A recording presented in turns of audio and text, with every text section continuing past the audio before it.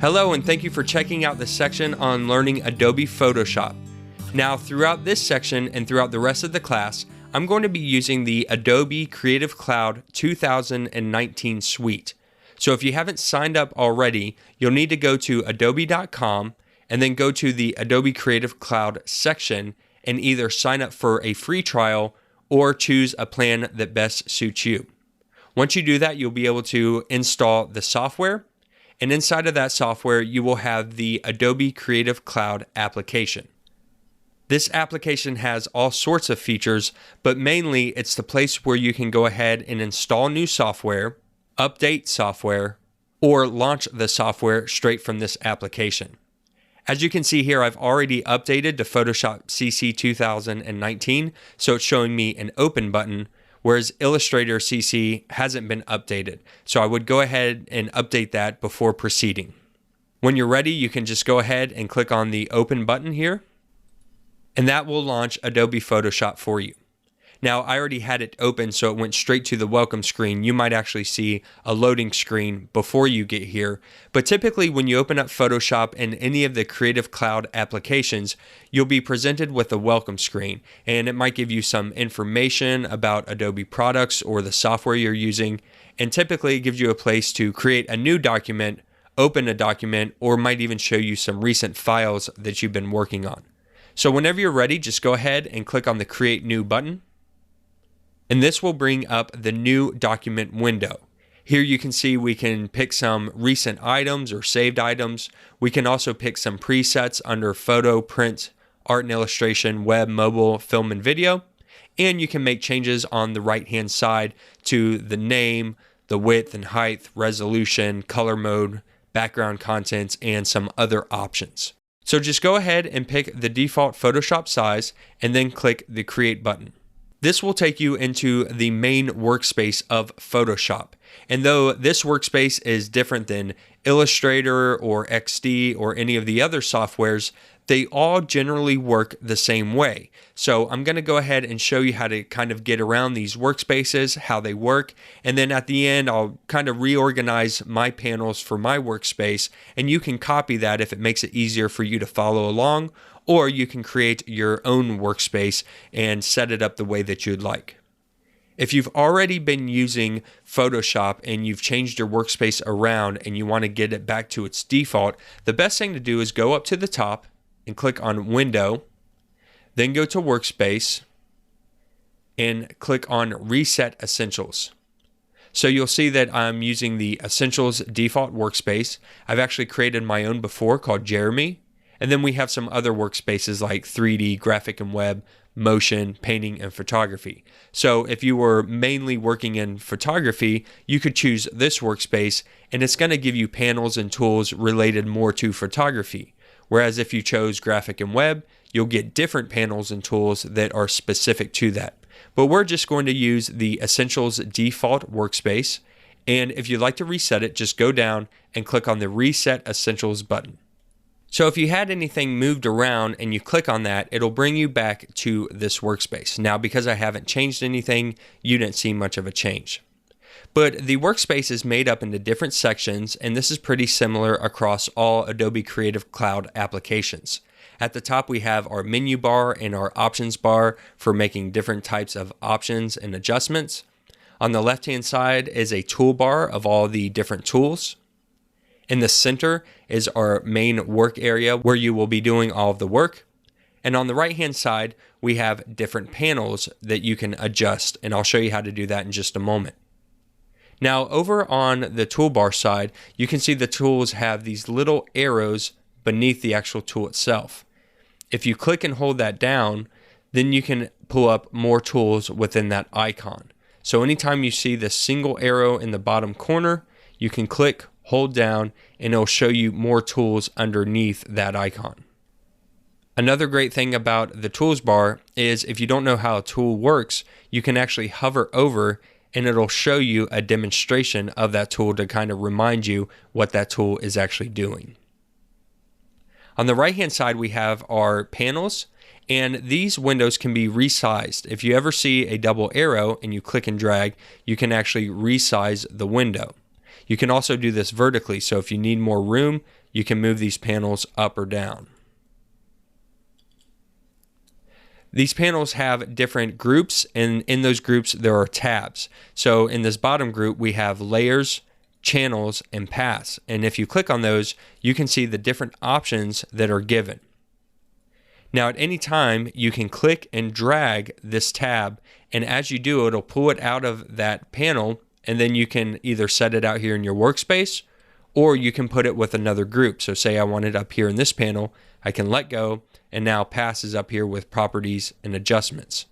Again, if I want to move that back down, I just click and drag. I can drop it into that group, and now they're together. If you need to reorganize any of these tabs, you can just click and drag and then set it down, and it will reorganize those for you. So I'll go ahead and put that back. You'll also see another icon that has a couple lines, and this gives you other options within the panel. So if I click on this, you can see that we have different options relating to the tab that we have selected, which is the Path tab. So if I select on Layers, and then I click that options, now we have different options pertaining to layers. So I'm going to go back and I'm going to go ahead and reset this one more time. So we're back to the basic setup here. And I'm going to reorganize this a little bit better of how I like to work. Now you can follow along with me. It'll probably make it easier as we go through this course for you to have the same kind of setup. Or if you'd like to create your own setup, you can do that also. And as you begin working, I recommend that you find the things that work best for you and create your own workspace. So for instance, the libraries panel is important later on as you begin building your library, but right now we don't need it. So I can go ahead and right click on that and hit close, and it'll let me close that out. Now that was the only tab in that panel block, so when I removed it, it actually resized the window for me and gave me a little more room to work with. So if we go down the line, you can see this icon right here is your history icon, and if you click on the double arrows, it'll open up the history for you, and as you begin working, you can see that history laid out, which is nice to have, but we don't need to see all of it right now, so we can click on the double arrows again and just see that icon there. Then we have a color tab, which we'll use pretty often, and we also have a swatches tab, which we'll also use, so we'll leave those alone. And then we have our properties. This gives us information about the document and different properties, which is good. I would like to keep that there. And then there's an adjustments tab. Now this is to quickly add in adjustments, which is a really neat feature, but I usually don't use this too often. So I'm just going to click on that and close that one out also. At the bottom, we have our layers, which is one of the main things we will be using inside of Photoshop. So we'll keep that activated. We have our channels. So this is really good whenever we're doing any type of color correction or using masks and different types of effects. We'll leave that there for now. And at the end is paths. Now later on we'll get into paths, but right now we're not going to use this. So I'm going to go ahead and close that out. And I just like to tidy this up a little bit so it's a little less things to look at and worry about, and only pull in the things that I need. Now there's more panels than this. So if you go back up to the top and you click on Window, you can see all of the different panels.